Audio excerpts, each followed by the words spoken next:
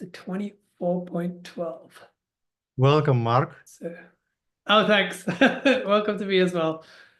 And this time you're in a new location, right, Alexei? Not in Amsterdam this time. Yeah, I'm out of home in a hotel in a secret place. Secret place. I'm still in my hospital, isn't it? Hospital looking room. Hospital colors. I'm just gonna get you the YouTube link for afterwards.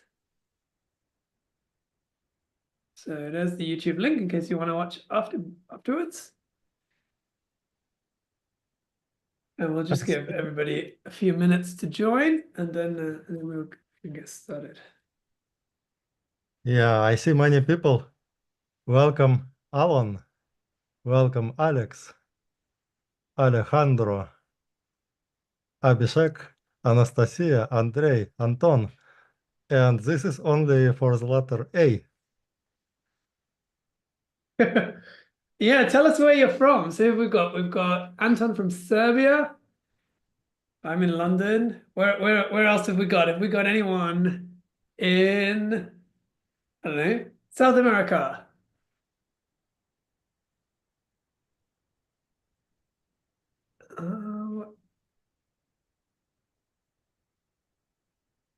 Spain, South South Africa, Africa? Southern Wow. California. I'm actually in Northern California right now. Your secret is no longer quite so secret. Yeah, I will clarify in more details throughout the webinar. Sean says, let's go to lunch. You have to go meet in the middle.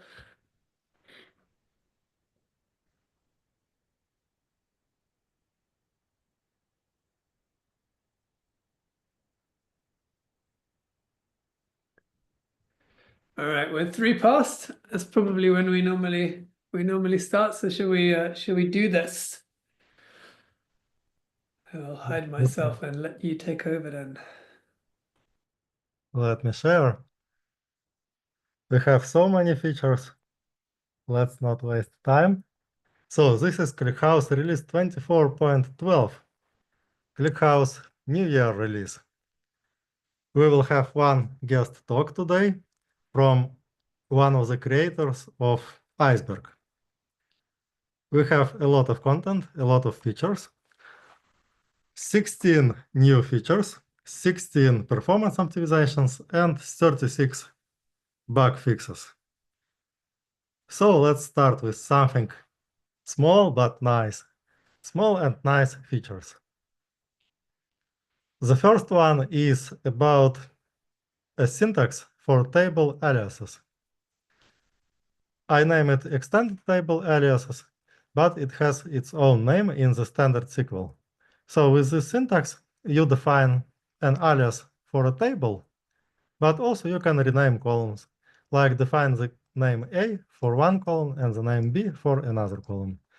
And it works for subqueries, for views, and for CTEs.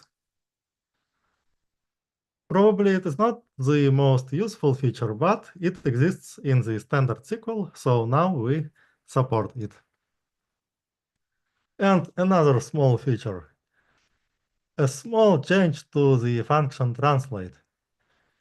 So now the function translate can not only change some characters to another, like character H to M, but also delete some characters if the size of the replacement string is less than the size of matching string. It will just delete characters. So it is pretty easy. Now it is supported. What is next? This is probably more interesting. A setting for setting custom HTTP headers. It looks easy. A new setting named HTTP response headers. And you provide a map with names and values. In this example, the server will send the browser content type as image. So the browser will just display this image. And in a similar way, you can control over caching in the browser, or you can make datasets downloadable as attachments, or instead being displayed in the browser, and a lot of different things. You can even define your own headers. Let's take a look if it works. Let me proceed and run ClickHouse server. So I have a terminal here, and let me launch the latest version from the master branch.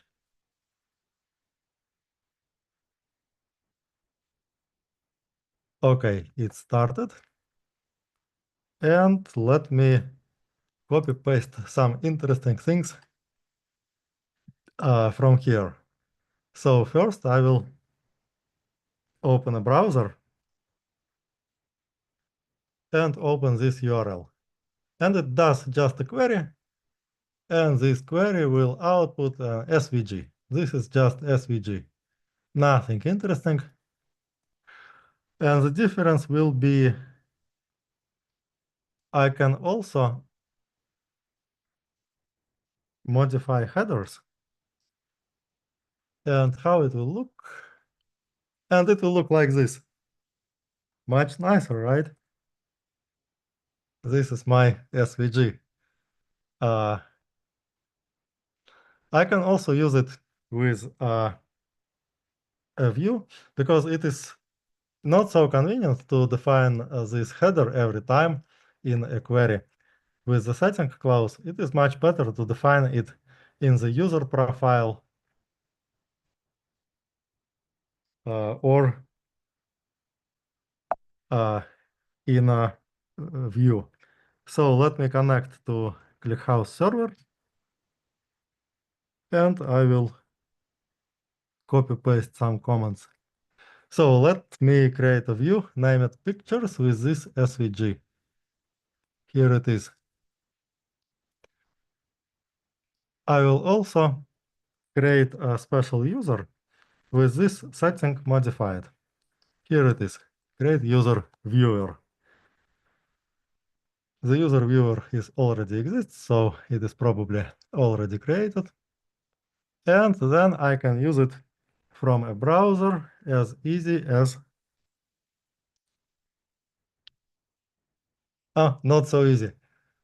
There is a syntax error. The setting cannot be parsed here.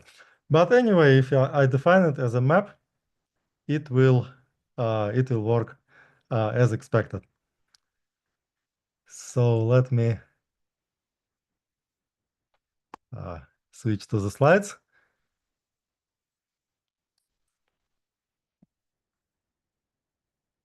What else? Another feature is a cache for primary keys. So typically, the primary key for a table is loaded in memory entirely. Typically, it contains just a tiny amount of data, the value of primary key every like 8,000 of records.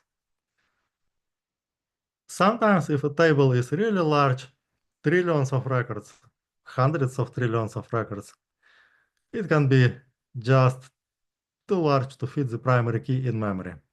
So in this year, in 2024, we implemented a lot of optimizations for primary keys, like lazy loading primary keys for different table parts. It will not load it for parts that are not being read. We optimized the memory usage. We are skipping useless columns and detecting them automatically. We can unload the primary key for a table manually if it is unneeded. In the new release 24.12, the primary key is managed by a cache, so it can be loaded partially. You only have to enable this caching, because by default we keep the old behavior. And optionally, there is a setting to load the primary key for new data parts, for fetched data parts and merged data parts, load it when these data parts are created. And the question is, why did we need this? And we need this because there is a customer that wants to load over a quadrillion records to a cluster on a shared storage. And we did this.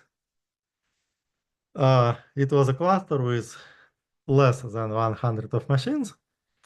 We set up loading with 1 billion records per second for certain observability data. We left it working for 1.5 weeks. And here it is, 1 quadrillion records. And it works. It is just a single table with a single primary key. And thanks to this feature, it is usable.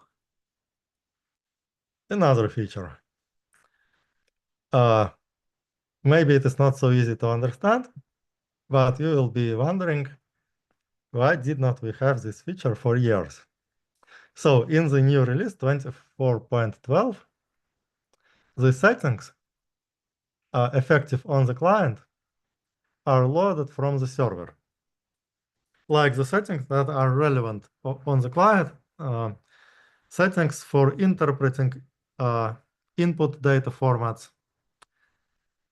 And it is much better to demonstrate this feature on an example because it works as it has to be all these years. Let me open these examples. And again, I will use ClickHouse server and ClickHouse client. So in the first example, I will create a table with the date time field. Here it is, memory table with a single column of type date time. And I will try to insert some values like this. This is the date time in a quite unusual format. I'm trying to insert it. And it does not, because it cannot be parsed. But if you is an experienced ClickHouse user, you do this. Set date time input format equals to best effort. And it will activate this best effort parsing. So now the data is inserted properly, I hope. Let's check it just in case. I always check my queries because whatever can happen. Yeah, it works.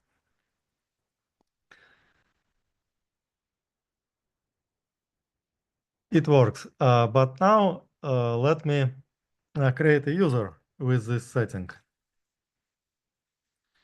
Create user demo settings date time input format equals to best effort. The user already exists. So just in case, I will check that it is the same user. Yeah, that's correct. Without a password, I will grant insert access. And now let me log in with this user.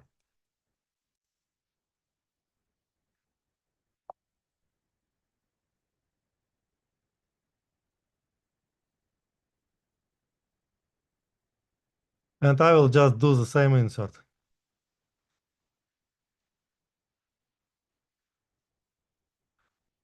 And it works. What is the point? Why do I show this? The point is that in the previous version, it did not work. So in this example, for a user, the client did not see its settings.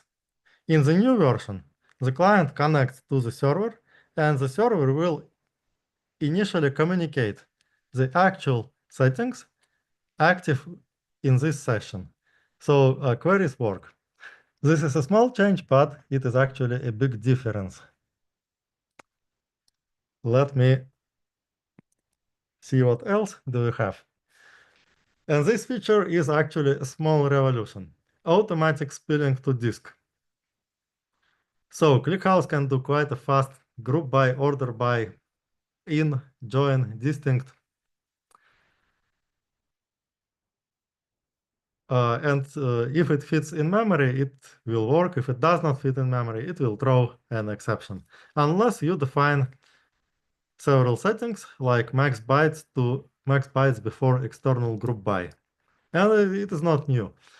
These settings are available since 2015, so for 9 years. The question is, what changed? In the new version, you can define automatic spilling thresholds. So in the previous version, you had to define the threshold in bytes, say 10 gigabytes or 100 gigabytes, depending on the actual memory usage of the server. And if you have multiple concurrent queries, it is not clear what the threshold should be. You can define it to just 1 gigabyte, but it could be not enough if you have 100 concurrent queries. Now there are settings for a ratio of actually available memory at this amount in time. And again, I have a demo for you. Let me just find it.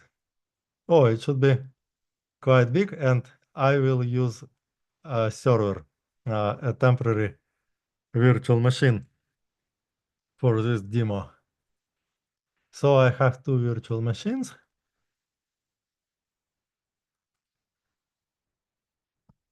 And I will run ClickHouse local. And it is as easy to run as typing ch. And inside ClickHouse local, I will create a table named hits.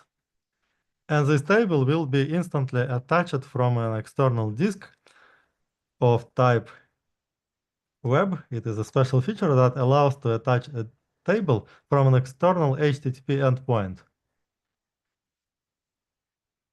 Okay, the table is created. Let me check that it was created correctly.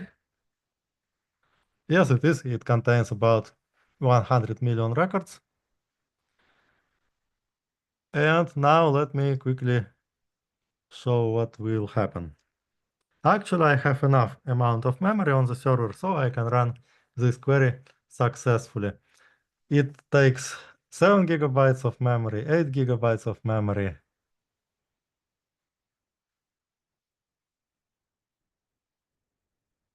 Maybe 10 gigabytes of memory. Currently downloading this dataset from the network, so it takes time. Let's just in case run it twice, because the table contains local file system cache. And with the local file system cache, it should be faster from the second time. Okay, 4 gigabytes per second, 10 gigabytes of memory. Yeah, it is faster, just 4 seconds. Now let's take a look if I limit the memory usage for a user, just to show what happens if, say, the server has a limited amount of memory, maybe like just 5 gigabytes. And as expected, it will throw an exception. But in the new version, let's use the new settings. Max bytes ratio before external group by equals to 0.5, so 1/2 of the available memory. And it should work successfully. Do you think it will work successfully? I do. It should. Yeah, it is. So let's compare the times. 7 seconds with spilling to disk, and just 5 gigabytes of, not 5, 2.5 gigabytes of available memory, because the ratio is half. And 4 seconds without spilling to disk. So it is quite good. It did slow down, but not orders of magnitude, less than 2 times.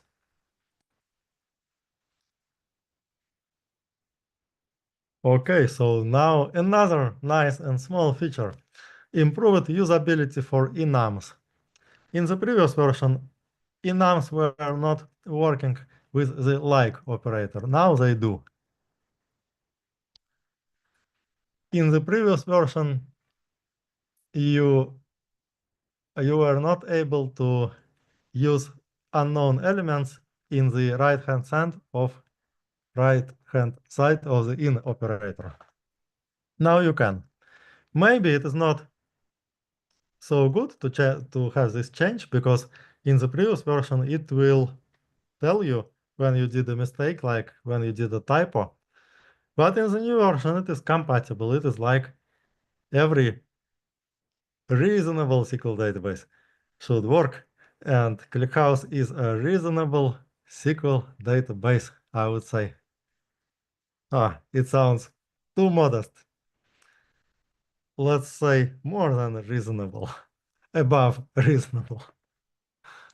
Okay, now about experimental features, and we have just one experimental feature, but what feature? Reverse table ordering.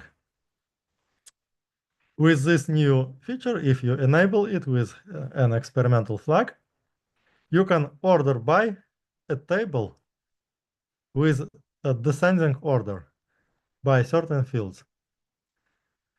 And in several cases, it will provide better performance.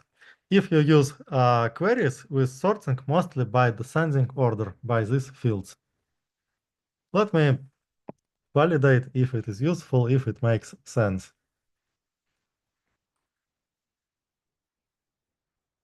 So in this example, I will use a server, and I will use certain tables sorted by different orders.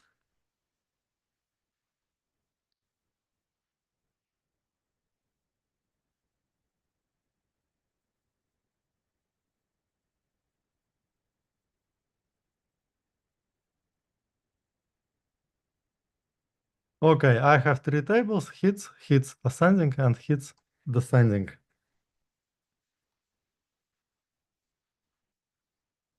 The hits table looks like this. It is ordered by the counter ID that is probably some customer identifier.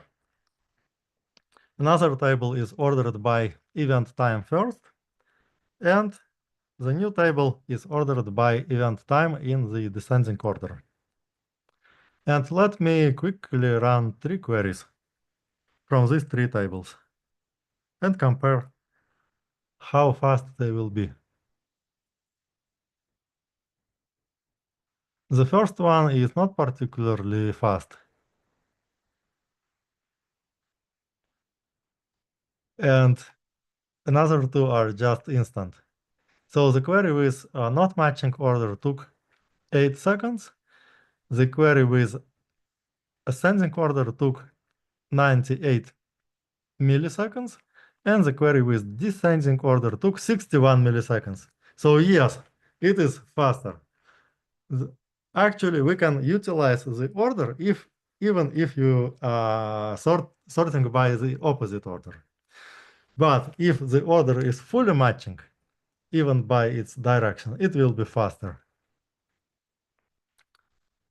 Quite a nice feature. Probably in the next version, we will remove the flag and make it to production.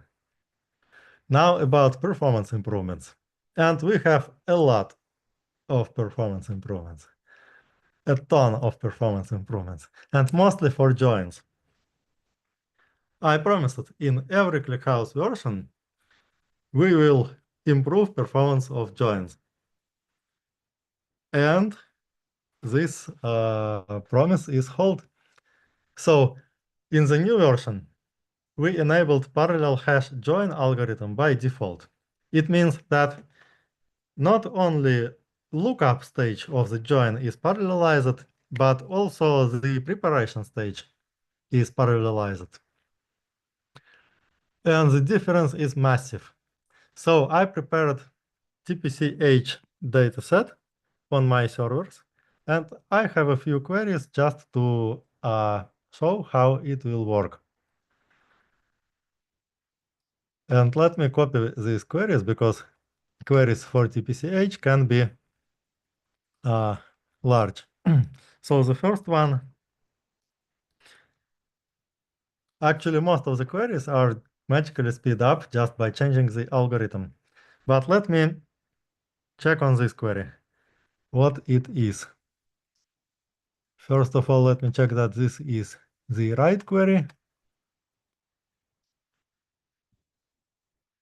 Okay, and it works.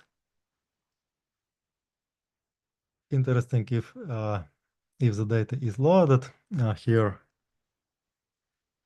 because it is just too fast, 6 milliseconds.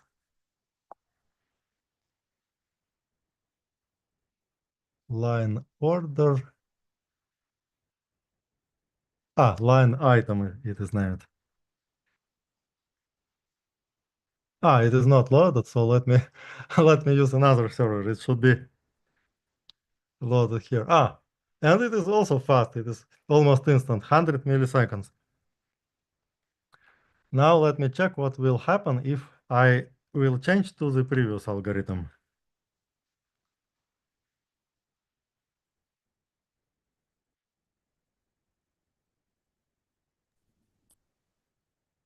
You want set, not select. Absolutely. Thank you, Mark. And so it took 94 milliseconds. Mark, what do you think? How fast it will be in the previous version 24.11 Oh, previous algorithm? now we got to see whether I can remember your slide. I don't know. Let's say 10 seconds. Yeah, it is I don't, definitely less than 10 seconds. It is 300 no milliseconds. point. Oh, it's And about nearly 4 times faster. yeah, about 3 to 4 times faster. About something like this. And about the slides. On the slides, I used a different scale. So yeah, I used scale factor 100. And it was even Oh, more wow. with a larger difference. Okay, another is something that all of you were waiting for such a long time. Automatic join reordering by estimation of table sizes. It is controlled by a new setting, and this new setting is enabled by default because it gives benefit for most of the queries. And let me again demonstrate it on the TPCH. So I have a few queries to show to you. And now, Mark, you will have to guess, or someone from our audience will have to guess. So let's try this query. Okay. It is almost the query from TPCH, slightly modified. So is this the fast one? yeah, this is the fast one. Okay, so we're Let, starting with the fast one. So we need some guesses. okay, let me proceed with the fast without Okay, guess. so 0.135. And now the question is, how slow will be the slow one? How slow is it going to be without the parallel hash or without the swap? Yeah. 4 seconds, says Robert. That might be cheating though. He might know the answer. Alex says 10. Tanya says 10. Constantine says 20. Okay. A few more. Come on, let's see if let's get one more. So we've got ranging from 4 to 20 at the moment. Okay, we've got 42. Sheer has no faith in the previous version. Okay. Give more 20. Okay, here we go. It's 1.5. So it is more than 10 times slower, but not as pessimistic as someone who said 42. 42 is too pessimistic. There's no faith. Okay, so it works. It works as expected, and this is what this is exactly what you wanted, what you requested for years. And another optimization for joins. Optimizations of join expressions. So let's suppose we have join on or cross join where with a chain of conditions chained with the logical OR operator. And some sides of these conditions are the same. And we just extract this part out of these conditions and then push it down and then use it for optimizations. It is enabled by a new setting, optimize extract common expressions. We did not enable it by default in the new version because we found just a few incompatible cases or cases when it does not improve.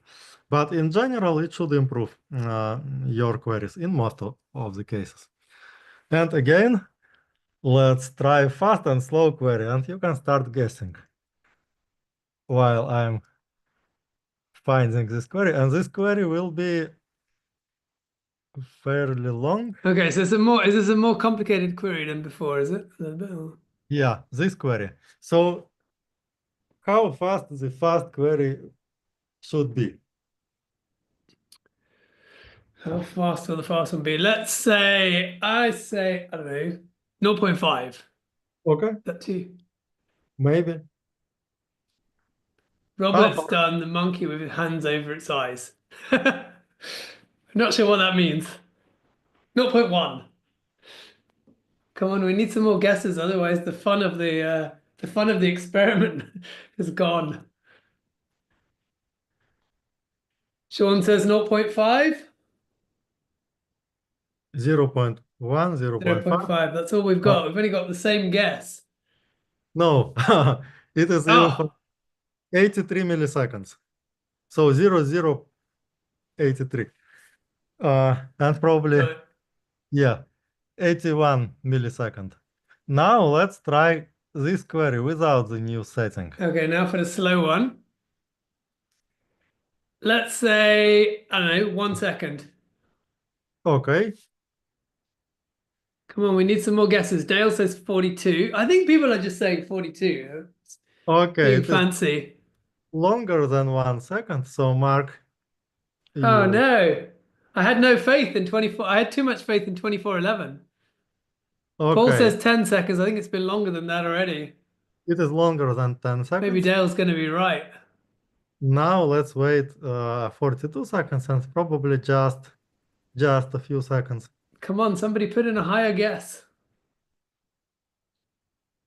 And it looks like that it is longer than 42 seconds. And I would expect that it will take, if we will wait, we will not see the demo and introduction about Iceberg and Unity catalog. So let me just let me just cancel this query. So in the previous version, it was basically not working. In the new version, it is working. And you know what? It is so much better. And another thing for joins. Non-equi joins are enabled by default. So joins with conditions like not equals, greater, less than equals. In the previous version, it was experimental. We fixed all corner cases and now enabled it. And a few more optimizations. Faster inserts into a table with low cardinality strings. This is fairly typical. And now certain inserts can work up to 2.5 times faster. Faster argmin and argmax functions.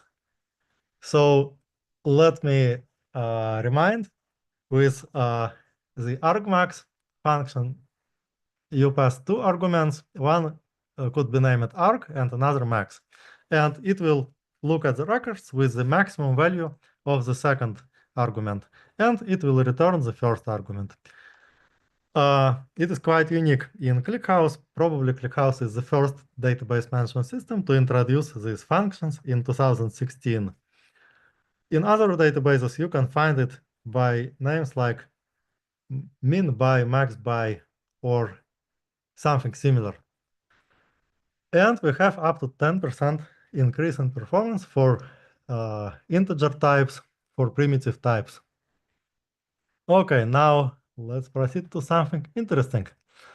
And we have a talk from the creators of Iceberg, from Daniel Wicks. So welcome, Daniel. Welcome to our release Thank you, call. Lexi. Welcome, everybody. My name is Daniel Weeks, and I'm one of the co-creators of Apache Iceberg, and I work at Databricks. And today we're going to see a little bit of a demo of the integration between ClickHouse and the Databricks Unity catalog. So what I wanted to do is just share a couple slides, not many. And what we're going to talk about briefly is just what is a catalog and where does it fit within the larger ecosystem of your data warehousing and lakehouse landscape. This is actually a growingly important piece of your infrastructure. I think a lot of people are now talking about catalogs and where it fits within their architecture and how important it is to the overall governance story of how you manage all of your data and interact with it. So if you go back and you think early days of like big data and warehousing, you probably think Hive Metastore. And when you think about cataloging, you think about tables. And this is what we're talking about today. This is what we're going to be demonstrating. But the reality is the data landscape is much more complicated than that. There's all sorts of different assets that you have to work with. And it's largely a mess in the ecosystem, or it has been for a long time, because all of these different assets have different governance, and some of those may be very primitive, maybe just directories, and you're working with, cloud permissions and other things like that. And you don't have really good fidelity over like what data you have, where is it going, who's using it. So it's been a really messy space. And with the advent of AI and new assets like models and training sets, you need a way to really work with all of this data, protect it, be able to govern it. And that's where a catalog comes in. There are a lot of catalogs that focus specifically on one area or another, but what Unity Catalog really is bringing all of these things together. And let me go ahead and switch this into the presentation mode.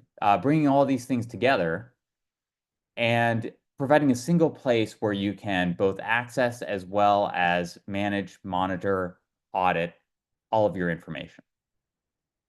So this is really what Unity Catalog does. And the piece that we're going to be demonstrating today is how this overlaps with Apache Iceberg.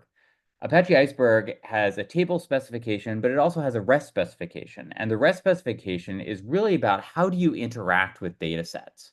And this is becoming an open standard. Interestingly, like Unity Catalog, despite all of the many things that it can govern, all of the assets that it can protect, one of those things is actually exposing an Iceberg REST interface. It was one of the earliest adopters of the Iceberg REST protocol.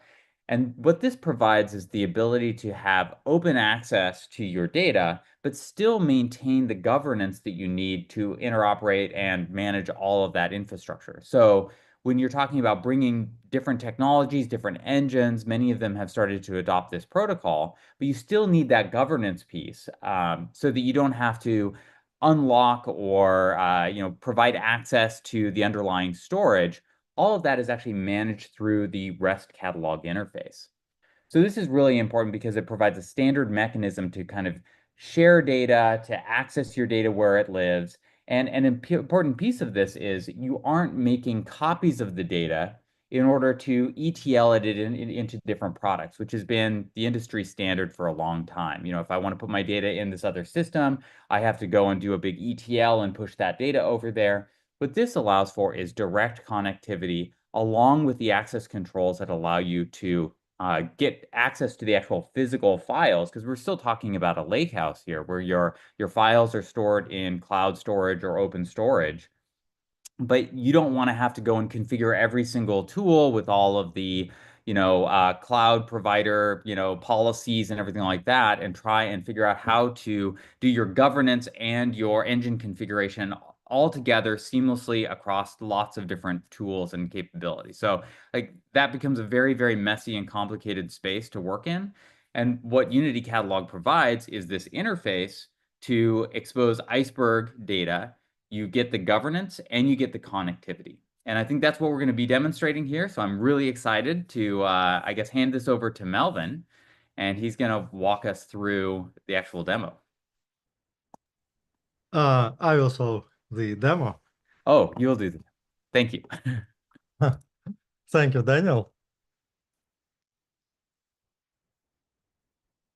I was surprised at how many different data catalogs are existing for Iceberg. So Daniel made a nice thing, yet another data catalog that is named Unity, that is supposedly will replace all the existing data catalogs. So the new feature in ClickHouse 24.12 is the possibility to attach REST catalogs directly. And the Unity catalog also provides the interface of the REST catalog, so you can use it as well. In this example, I'm creating a database with the new engine available in 24.12. The engine is named Iceberg, and it accepts the endpoint, the type of catalog, REST, and probably it will be enough to support just this catalog type. Credentials, the warehouse, the name of the warehouse on the inside the catalog. Another endpoint for the provider for credentials vending, because we have credentials to access the catalog itself, and the catalog will also give us credentials to access particular tables. And to query this authentication server, we also specify the authentication scope. So after you specified all these interesting settings, it should work. Okay, let me try if it actually works. It will depend on a lot of different things. Let me use this this server. Oops, what is it? Let me use this server, and I will show it from ClickHouse local.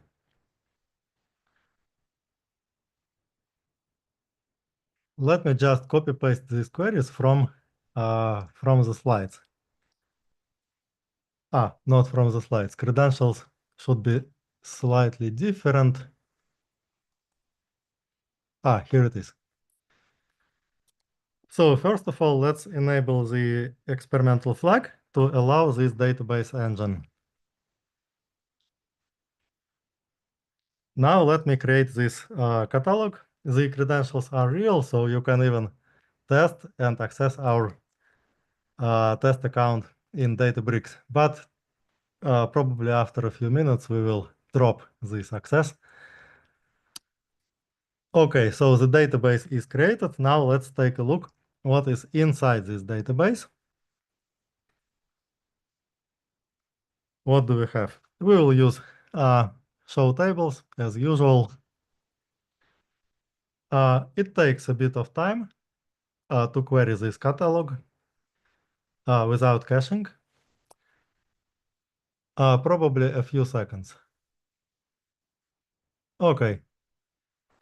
We have some tables, and the names are interesting. They contain dots. So on the other side of this database, we also have like schemas or databases and tables inside these schemas. And we can easily query these tables. We just have to quote either with double quotes or with backticks like this. And it will query Iceberg directly. Interesting how long this query will take. It is pretty fast, less than a second. I can do some aggregations from this table. Now I'm measuring basically the latency, because the table contains just 25,000 of records. Yeah, 0.7 seconds is the latency, and it is pretty good. If we will do something like enabling caching for objects, it will be even faster. Now let's take a look what we had to do to make this catalog available. To make it available, we used Databricks interface. So in Databricks, there is a nice function named notebooks, and inside notebooks, it can generate Python code with AI. And we asked to create a table with random data, and it happily did this. We had to grant access to this table.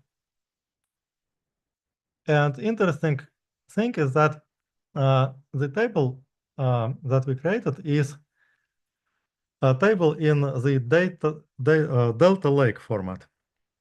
And we queried it as an Iceberg table. And the question is, how is that possible? And it is possible thanks to the Unity data catalog. With the Unity data catalog, we can take this table, change a few properties of this table, like disable deletion vectors that are not compatible between Delta and Iceberg, and enable Iceberg compatibility, enable some universal format, and also upgrade the table to uniform format. Just a few comments that we have to do in the right sequence, and it works.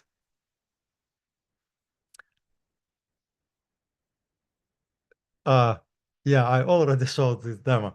The question to Daniel. So now we have support for the REST catalog and the Unity catalog for basically under the same interface. The question for me, what other catalogs we should implement? Should we implement Glue catalog or Nessie or what?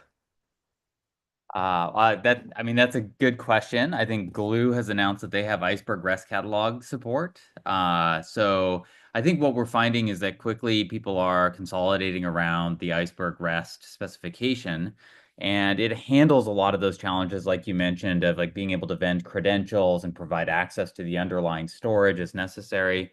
So you might even test and see it may work with other ones just out of the box. That's kind of the value of the REST protocol, is that it is a standard. And the main thing is just like there's a lot of other things that catalogs provide, and I would look at the full set of capabilities in terms of like what are you actually using with your data assets, and what are you cataloging?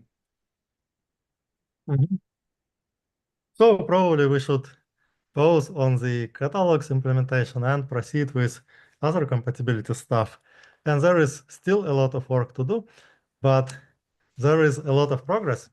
For example, in the new version, we support schema evolution for Iceberg.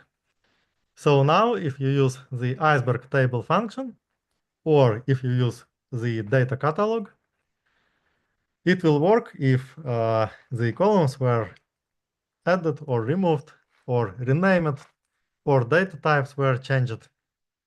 For primitive data types like strings, integers, it allows conversions between data types. Okay, I will be interested to hear your feedback. You can post your feedback in the chat.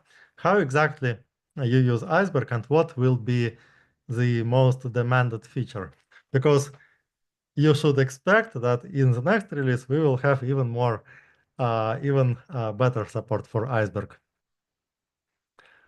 Okay, now about bonus features. And the first one is about the new data types, variant, dynamic, and JSON. Many of you have been waiting for the production readiness of the JSON data type. And in the version 24.12, we promoted it from experimental to the beta stage. So you don't have to enable the experimental flag. We fixed all the all known bugs, and now it is very close to be production ready. We just need maybe 1 month to hear your feedback about the usage. But basically everything, almost everything that we had to do, we have implemented, and we even backported all the fixes to the previous release, 24.11. So even in the previous version, if you install the latest patch, it is in beta.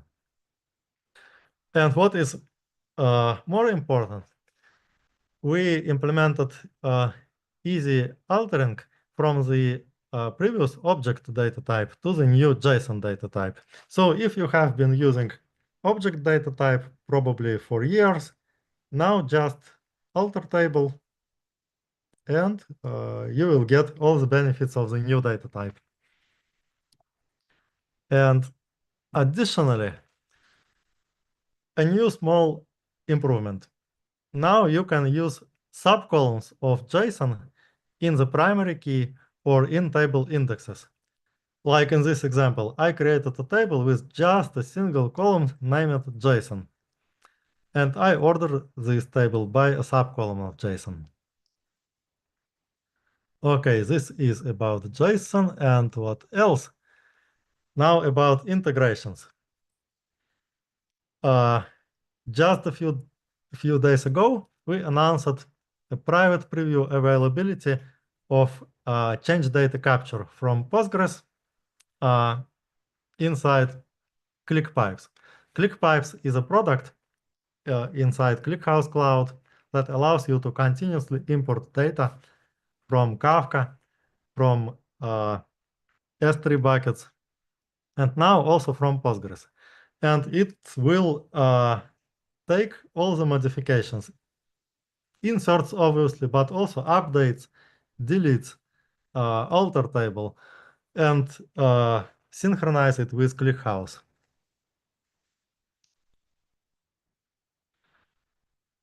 About the meetups in 2025, the first one, the earliest one, will be in Japan, in Tokyo.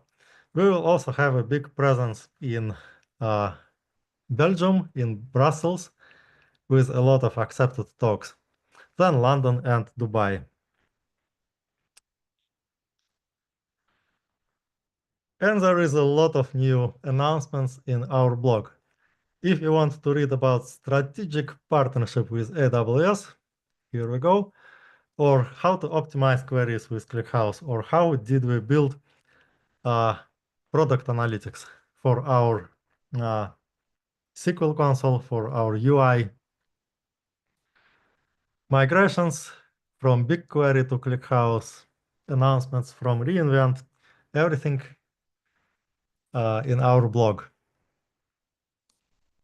And we probably have 7 minutes for your questions.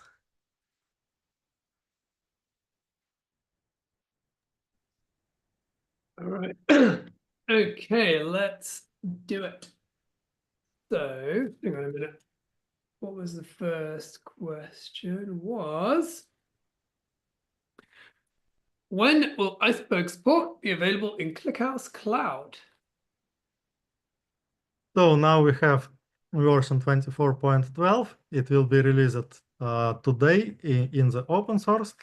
And then we will start making it available in the fast channel in ClickHouse Cloud. So in ClickHouse Cloud, there is a switch between the regular and the fast channel. With the regular channel, you have a guarantee that we checked all the changes, all the potential corner cases on many thousands of services, on many thousands of scenarios. And we guarantee seamless upgrades with full compatibility. With the fast channel, you can try several features earlier. You can try the new release earlier. And typically, it's about several weeks, maybe 1 month before the version is available in the fast channel. It still has to go through the staging environment. It still has to go through the extended testing that we make in addition to the continuous integration system. And to the regular channel, typically it is from 1 to several months. Okay, cool. So we've somehow got the same question like 10 times. So I'm just going to scroll up because I don't really. Iceberg, when it will be available. Yeah, by the way, No, it's not. It's something else. The next one is what's the progress on the time series table engine becoming beta? Like, I think it's experimental at the moment, right? yeah, we are still collecting your feedback. Currently, the development of this time series engine is on hold. It is waiting several other features like Iceberg and joins optimizations. But we expect to make it close to production stage in the next year, hopefully in the first half of the next year, but no guarantees here. It depends on you. More feedback, then faster, then it will be available faster. Cool. The client settings feature that you showed before, the question is, does it need support from the client side driver? The client, every client is compatible. So Okay. even if you don't change the client driver, it will just work as before, but it will not interpret the settings from the server. You Okay. can update your client, native client, to take these settings. You just have to declare the protocol version to the new number, and then the server will happily send you these settings. Okay. Stefan asks, can you please update us on sharded maps? We paused the implementation of sharded maps in favor of JSON data type. So now you have a much more powerful feature. JSON data type uses column-oriented storage under the hood.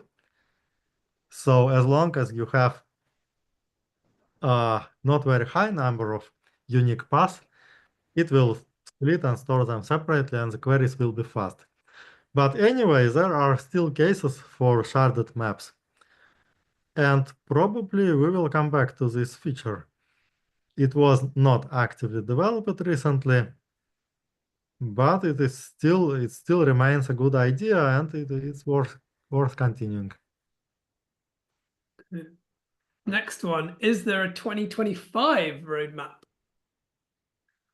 The roadmap for the next year will be published around December 31st, or maybe even January 1st. I will celebrate the new year and write the roadmap. Or maybe we can cover some of it in the January one of these. Yeah, maybe I will present it in the next release call. Cool. All right, let's do one more. What should we do? Somebody asked, when's the next ClickHouse LTS, which I think is March. Is that right? March 2025? Yeah, 25.3. 25.3. Cool. And then I think Tyler wanted to just do one quick thing before we finish. So let's just hand over to him. Yeah, indeed. Thanks, everyone. Alexei, thank you so much for all of the effort and time you put into this. Daniel, a database in isolation is meaningless. A database with interesting partners building interesting things, like those of you at Databricks with Unity, is what makes an ecosystem exciting. Mark, your ability to take questions and present them in a way that is coherent across many questions is impressive. I want to share something super freaking exciting, to me at least, which is the ClickHouse Open House.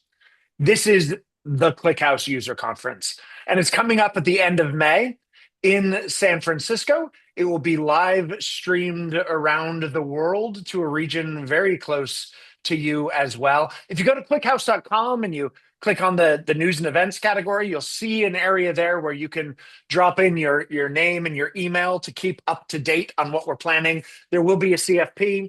There will be demos. We're talking about what we can do for a hackathon. We're going to record everything that we possibly can. But as my December 19th, almost New Year's gift to you, we do this call monthly. I am delighted for many of the names that I see on this call regularly to actually see in person. To me, that's incredibly exciting. And as always, I want to thank you so much for your time. For the presenters, thank you for your gift. For those of you who attended, you are what makes this presentation meaningful. We will see you next month. Thank you, everyone. Appreciate it. Thank Bye. you.